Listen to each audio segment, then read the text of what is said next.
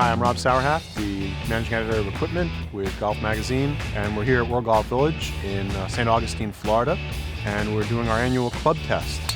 We're going to evaluate about 120 to 125 different models to provide a feel for the feel of how these different clubs perform. Every club has its own DNA. So with our test panel of 40 average Joes, we're trying to determine what makes each club unique and who each club might be good for and possibly not good for. I think max game improvement drivers are much better performers than they used to be. In the category as a whole, the spin rate has come down and the ball launches at a better angle, the ball goes farther, and usually goes, for the most part, dead center in the fairway every time. Biggest improvement is the adjustability in the drivers. I do think that being able to tweak lofts is a big help.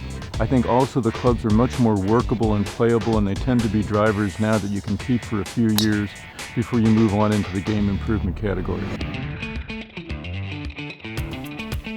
I had a lot of fun hitting the game improvement drivers this week. It was really an eye-opener how far technology has come and the directions that some companies decided to go in. Some of them really juice it up and give you a lot of distance, and their idea of forgiveness, maybe you can hit it off center and not lose yardage. While other companies are trying just to keep you in a narrow slot and down the fairway. They may be consistent yielding distance, but not as long as some of the more aggressive drivers. I did notice that for many of the drivers this week, a lot of the manufacturers decided to go in more exotic directions when it came to artwork and design, especially when it came to the club face. And in some situations it did help with alignment, and then in many situations it seemed distracting.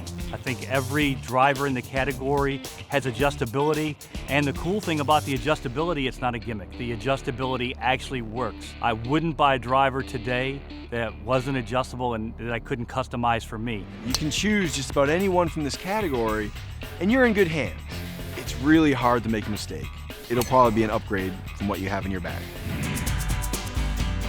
You know, I'm finding a lot more forgiveness in the better player drivers. You know, I don't know how they're doing it. Technology is an amazing thing.